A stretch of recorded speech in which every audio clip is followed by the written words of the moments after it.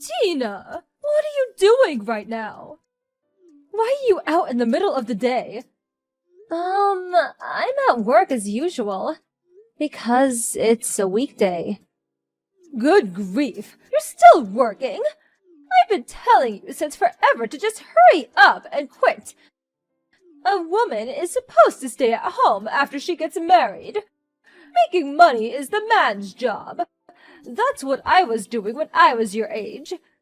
My dear grandson Noah's still so small. It's not fair on him. Times have changed since then, you know. The cost of living is higher now, so it's difficult to get by on a husband's salary alone. And Noah's in elementary school now, so I don't have to see him 24/7. Do not talk back to your mother-in-law. There's no way my Jack's salary isn't enough on its own. Are you sure it's not just you being bad with money? You must be neglecting the finances because you're working too much. This is all the more reason for you to stop working. Even if you say that, you should quit your job and start devoting a little more time to learn how to cook. I tried the stew in the kitchen, but it tasted awful. Huh? Wait, did you come to our house again? Yes. I had errands to run, so I stopped by on the way. But no one was in, so I messaged you. Just hold on. Did you get another spare key made without telling us?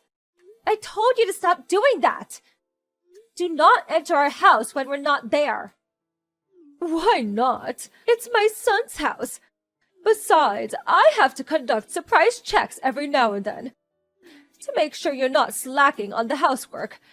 And just as I suspected, whatever was in the pot was absolutely disgusting.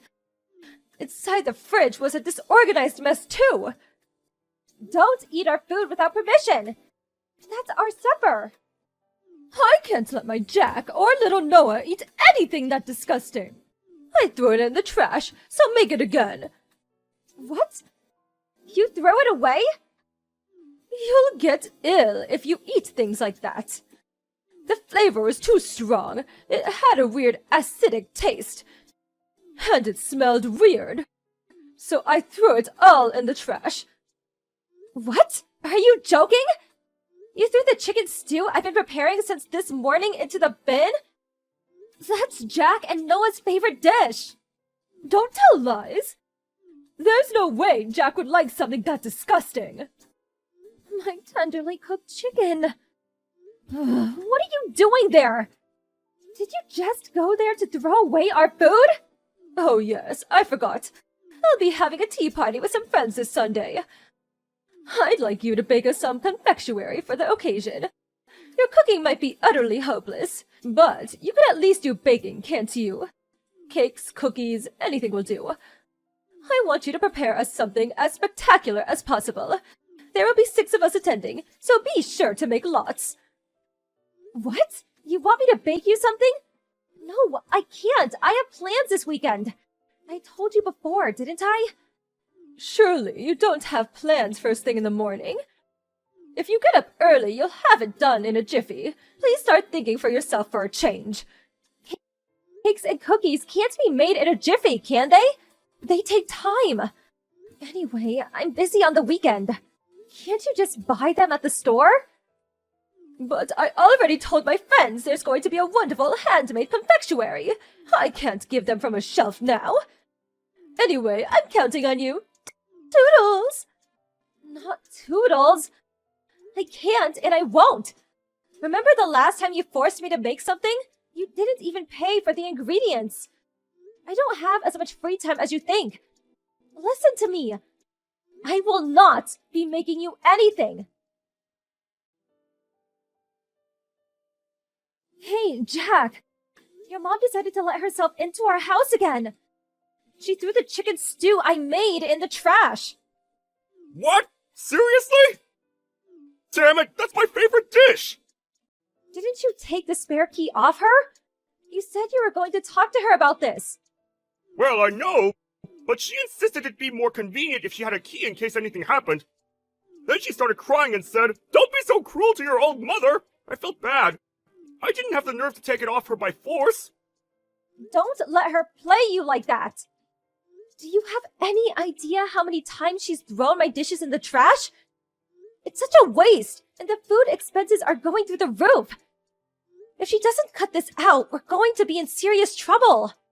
Come on, can't you see that she's lonely? My dad's out at work all day. You and I might not be that far away, but we do live separately. Surely it's fine if she comes over to keep herself busy now and then. Is it fine for her to illegally enter our home because she's lonely? Is it fine for her to help herself to the food I slave over a hot stove to cook, complain that it's disgusting, and throw it away? Is it fine for her to order me to bake cakes for her at tea parties without giving me a single penny for the ingredients? I'm sick of you being manipulated by your selfish mother, using loneliness as your get-out-of-jail-free card. Fine, I get it. I'll make her see sense somehow. I'm not interested in half-hearted vagaries like make her see sense. Go to her house today on the way home from work. And get the spare key off of her for real this time. If she dares shows up here next Sunday, I'm seriously gonna lose it. Do you understand? I get it. I'll get a hold of it somehow. I'm very disappointed in you, Tina.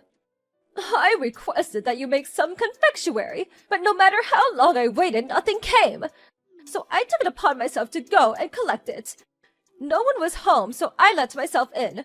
What on earth was all that? There was a feast laid out on the table. You even prepared cake, despite not making what I asked you to. To think you live in such luxury when my Tom is out working. I won't allow it. On top of that, I tried a bit of everything, but it tasted awful. So I threw all of the food on the table in the trash. I took the cake for myself, though. Do you know what day it is today? Huh? I'm asking if you know what day it is today. Did you know when you did it? What do you mean? I don't follow. It's Noah's birthday today. What? The feast laid out on the table as well as the cake were all for Noah. I told you I had plans, didn't I? Those plans were to invite Noah's friends over to celebrate his birthday. The reason I'm not home right now is because I went to meet his friends at the train station. I can't believe you managed to throw all the food in the trash and steal his cake in such a short space of time. No matter how much you might not like me, to ruin Noah's birthday like this is just cruel. You are the worst mother-in-law on the planet. It's Noah's birthday today? What? You don't remember your own grandson's birthday? You're not old enough to be going senile. No, I knew it was sometime this month, but I didn't think it was today. If that was the case, why didn't you tell me beforehand? You're the one who cut the conversation off before I had the chance to tell you. Didn't Jack explain this to you? He was supposed to be going to your house. I haven't heard of such a thing. And why on earth didn't you invite us to Noah's birthday party in the first place? I did plan on inviting you, but you told me you were hosting a tea party. So I thought you could stop by another time and didn't say anything. Plus, your husband's at work. More importantly, how do you plan on making up for this? I had to cancel Noah's birthday party because of you. And after his friends went through the trouble of coming. What? Why did you have to cancel it? You could have ordered takeout for the food and grabbed a cake from the store. There are many alternatives. At least no one would have to eat your terrible cooking that way. What are you talking about? Noah can't eat regular food or cakes. You know that, right? Huh? Why? What? Are you seriously telling me you don't even remember Noah has allergies? Allergies? Noah? Since when? Since he was born. I told you as soon as I found out he had them. And since he can't eat milk, eggs, or shrimp, I made today's cake especially made to be allergen-free. The food, too. And since some of Noah's friends are gluten intolerant, I went to a lot of effort to make sure everyone would have something to eat. It's going to take a long time to remake everything from scratch. Noah was so looking forward to finally being able to eat the same things as his friends. I didn't know that! You never tell me anything! I think what you mean is that you don't listen. You do nothing but talk about yourself. You don't even care about things that could put your grandson's life in danger. I can't let someone that dangerous near my son. So you better not come to our house until his allergies have gotten better. I'll be changing the locks. What? Why? I don't want someone who doesn't understand Noah's allergies coming and going as they please. For now, all you've done is throw our meals away. But who knows whether you might decide to cook him something yourself one day that contains stuff he's allergic to. Anyway, Noah's upset that you ruined his birthday. He burst into tears and shouted, "I don't want to see Grandma!" Well, I didn't know about his birthday or the allergies. Surely it can't be helped. I'm Jack's mother and Noah's grandmother. Surely my son's house is the same as my house? I can't accept you banning me from entering. Give it a rest. You trampled all over what was supposed to be a fun day for the kids. All for your own satisfaction. I've tolerated you throwing away my food until now. But you're not getting away with what you did this time. If you illegally enter our home one more time, we're moving house and cutting all contact with you. Depending on the circumstances, even divorce with Jack isn't off the table. I'll take Noah and move in with my parents. What? Divorce? Divorce? You can't do that!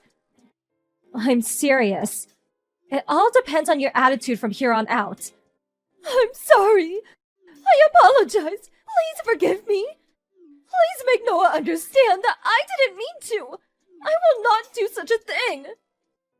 If you want to make this up to Noah, how about thinking for yourself for a change?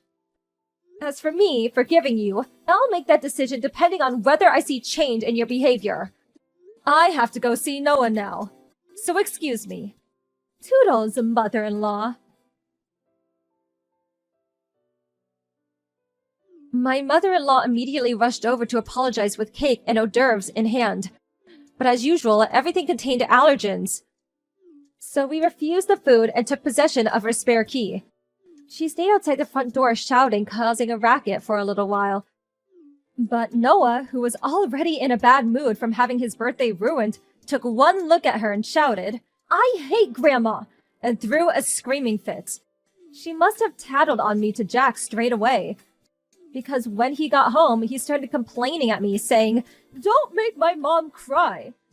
But I swiftly lectured on him on how it was entirely his fault for not taking the key off her in the first place. And when I said, "Should I take Noah and break off all contact with you?" he started panicking, got on his knees, and apologized. Jack's completely on my side now, and his mother, afraid of being cut out of our lives, stopped coming to our house out of the blue. Now, with an appropriate degree of space between us and the in-laws, our lives are comfortable and stress-free. The birthday party was successfully held the following Sunday. Everyone came over to join the celebrations, and Noah was finally able to eat the same cake as his friends for the first time. I'm so relieved that his birthday party didn't end up being a sad memory.